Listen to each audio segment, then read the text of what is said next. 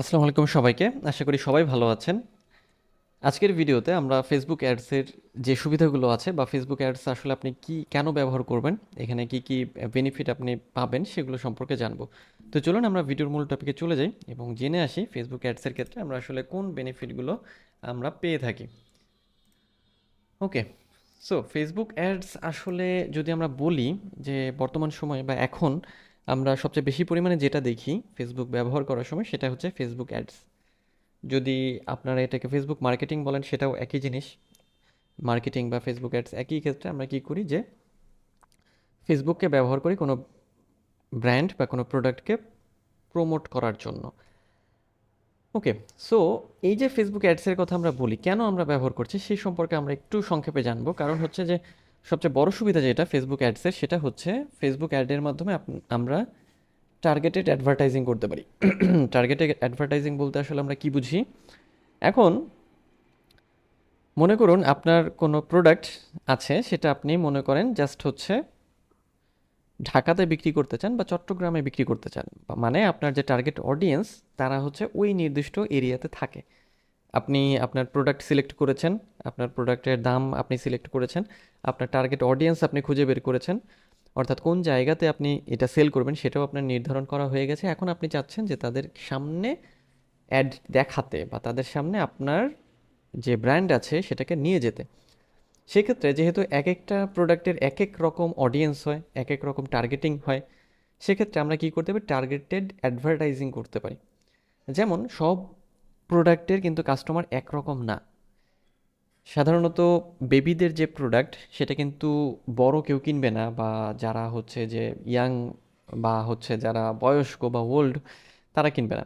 ওটা হচ্ছে যারা কম বয়স্ক যারা আছে তাদের বাবা মা কিনবে, বা তারা যারা হচ্ছে ধরেন কিশোর বা 15 থেকে 16 বছর বা 20 বছরের মধ্যে তারা, বা তার ছোট যদি হয় সেক্ষেত্রে তাদের বাবা মারা কিনবে।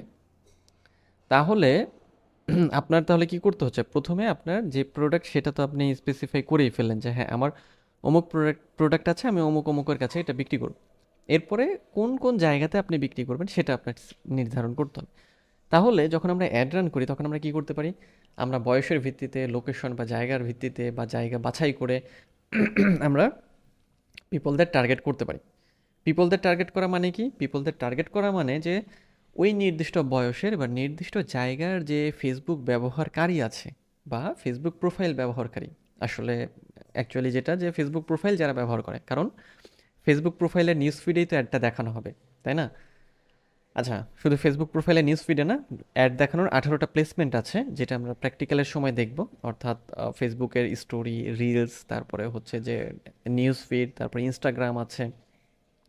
ওকে, এরপর আমরা কি করতে পারি? আমরা ইন্টারেস্ট, বিহেভিয়ার, তারপরে হচ্ছে যে পারচেজ হিস্ট্রি। ইন্টারেস্ট মানে আগ্রহের উপরে ভিত্তি করে যে কে কোন বিষয়টাতে আগ্রহী, কোন ব্যক্তি কি কি পছন্দ করে, তার উপর ভিত্তি করেও আমরা টার্গেটিংটা করতে পারি। এরপরে কি বিহেভিয়ার? বিহেভিয়ার বলতে যে কোন পিপলটা, মানে পিপলটা বলতে ফেসবুক প্রোফাইলের কথাই বোঝানো হচ্ছে যে ধরেন একটা মানুষের একটা ফেসবুক প্রোফাইল আছে, ওই পিপলটা আসলে কি পছন্দ করে, সে আসলে কোনটাতে লাইক করে, কমেন্ট করে, শেয়ার করে, কোনটা বেশি দেখে, সেই বিষয়গুলোর উপর ভিত্তি করেও টার্গেটিং করতে পারবো আমরা।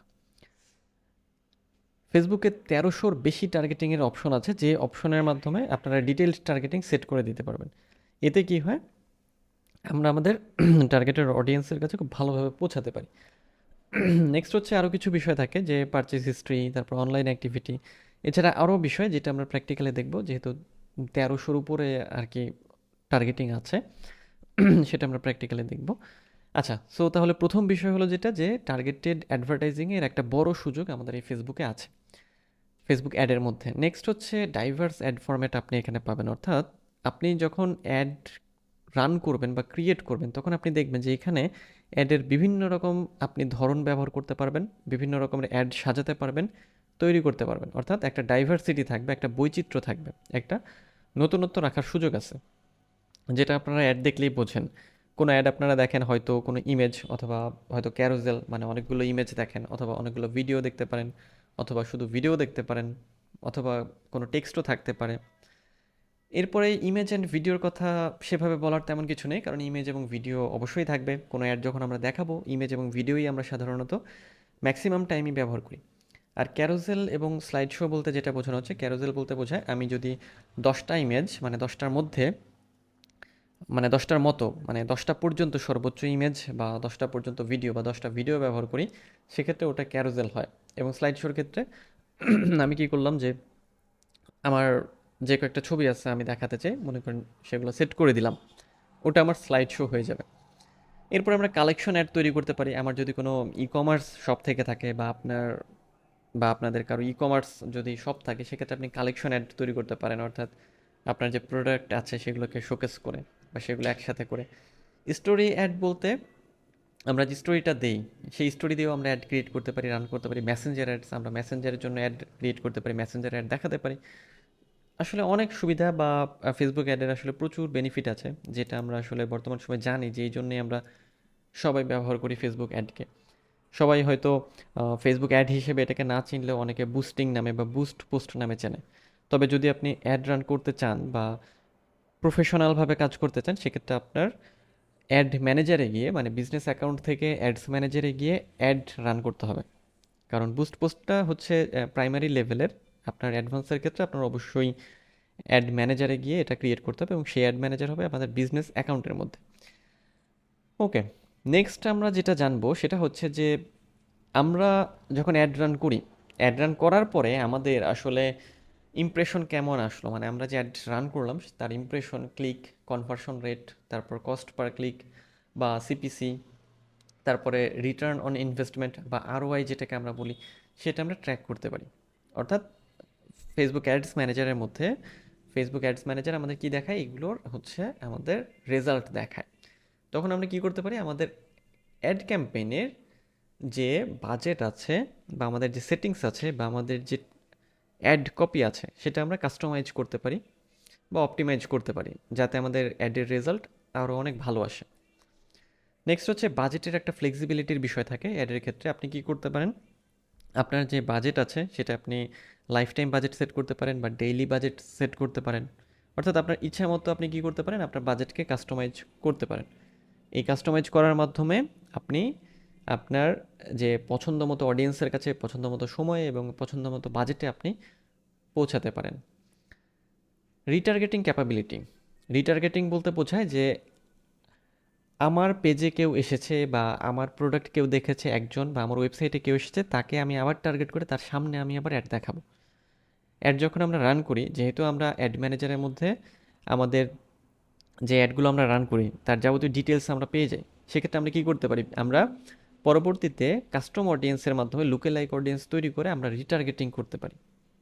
বিষয়টা এরকম যে আমরা যখন প্র্যাকটিক্যালি দেখব, পিক্সেল সেট আপ করবো আমাদের ওয়েবসাইটের সাথে, তখন দেখব যারা আমাদের ওয়েবসাইটে আসছে তাদেরকেও আমরা আমাদের ফেসবুক যে অ্যাড বা আমাদের যে বিজনেস ম্যানেজার আছে যেখান থেকে আমরা আসলে অ্যাডের কাজটা করব, সেখান থেকে আমরা ট্র্যাক করতে পারবো যে আমার ওয়েবসাইটে কে আসলো, কে অ্যাড টু কার্ট করলো, কে হচ্ছে কোনো কিছু লাইক করলো, কোন জিনিসটা বেশিক্ষণ ধরে দেখলো, কোন প্রোডাক্ট সে পছন্দ করলো বা কোনটা বেশি স্ক্রল করলো, ইত্যাদি বিষয়গুলো আমরা ট্র্যাক করতে পারবো এবং তারপরে তাদেরকে আমরা রিটার্গেটিং করতে পারবো এবং আমাদের অ্যাডগুলো তাদের সামনে নিয়ে যেতে পারবো। ওকে, সো এটা আমরা করব পিক্সেল ব্যবহার করে, কাস্টম অডিয়েন্স এবং লুকে লাইক অডিয়েন্স, এই দুটি শব্দের মাধ্যমে। এই দুটি মানে এই তিনটি বিষয় আমরা মনে রাখবো, প্র্যাকটিক্যালের সময় আমরা এই তিনটি ব্যবহার করব। নেক্সট হচ্ছে এবি টেস্টিং।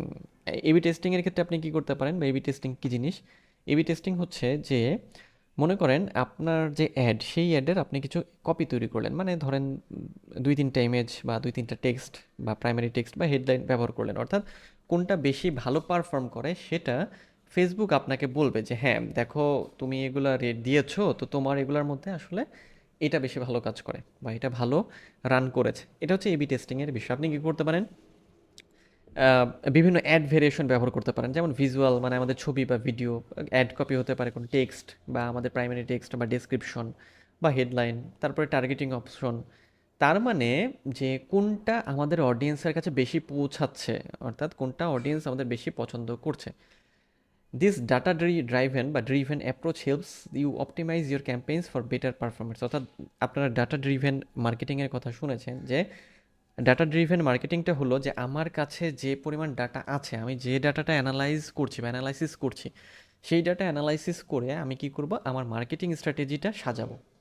এতে কি হবে যে আমি আমার টার্গেটেড যে অডিয়েন্স বা টার্গেটেড কাস্টমার তাদের কাছে আমি খুব সহজে পৌঁছাতে পারবো। এটাকে হচ্ছে ডাটা ড্রিভেন মার্কেটিং বলা হয়ে থাকে। সো এবি টেস্টিংয়ের মাধ্যমে আপনার এই ডাটা ড্রিভেনের একটা বড় একটা সুযোগ থাকে এবং খুব ভালোভাবে আপনি আপনার অডিয়েন্সের কাছে পৌঁছাতে পারবেন। নেক্সট হচ্ছে যেটা বলবো বা যেটা আমরা বলে থাকি সেটা হচ্ছে brand building and community engagement. এটা সম্পর্কে বলার তেমন কিছু নেই, কারণ যখন আমরা অ্যাড ব্যবহার করি, কেন ব্যবহার করি? একটা ব্র্যান্ড তৈরি করার জন্যই এবং একটা কমিউনিটি এঙ্গেজমেন্ট বাড়ানোর জন্য। অর্থাৎ আমার যে ব্র্যান্ড আছে সেই ব্র্যান্ডের সাথে আমি চাই যে হ্যাঁ, যে অডিয়েন্সগুলো বা আমরা যদি কাস্টমার বলি সহজভাবে, সেই কাস্টমারের কাছে আমার পরিচিতি বাড়ানো, ব্র্যান্ড বাড়ানো যে হ্যাঁ, অমুক ব্র্যান্ড আর কি। এটা যেমন আপনারা দারাজের কথা জানেন বা অ্যাপেক্সের কথা জানেন বা বাটার কথা জানেন অথবা চালডাল.com, যেটাই বলেন না কেন, তারা কিন্তু এক একটা ব্র্যান্ড এবং এই ব্র্যান্ড একদিনে হয়নি। এই ব্র্যান্ড তৈরি হতে কিন্তু সময় লেগেছে। ওকে, সো আমরা এখন একটু সামারি করি। আমরা আমাদের ভিডিও লেসনের শেষে চলে এসেছি। আজকের এই ভিডিওতে আমরা যেটা শিখলাম সেটা হচ্ছে যে আমরা আসলে যে ফেসবুক অ্যাডস ব্যবহার করি, সেই ফেসবুক অ্যাডস আসলে কেন আমরা ব্যবহার করি, এর সুবিধাটা কী, এবং অ্যাড প্ল্যাটফর্ম আমরা কী কারণে ব্যবহার করছি তার যাবতীয় কিছু বিষয় আজকের এই ভিডিওতে আমরা জানলাম। তো এর মধ্যে হাইলাইটেড যে বিষয়গুলো ছিল সেটা হচ্ছে যে টার্গেটেড অ্যাডভার্টাইজিং করতে পারি আমরা, আমরা ইমেজ এবং ভিডিও ব্যবহার করতে পারি, ক্যারোসেল ব্যবহার করতে পারি, তারপর বাজেটের ফ্লেক্সিবিলিটি করতে পারি আমরা, মানে ব্যবহার, আমরা আমাদের যে রেজাল্ট আছে সেটাকে পরিমাপ করতে পারি, রিটার্গেটিং করতে পারি, এবি টেস্টিং করা সম্ভব ফেসবুক অ্যাডের, এবং ব্র্যান্ড তৈরি করতে পারি।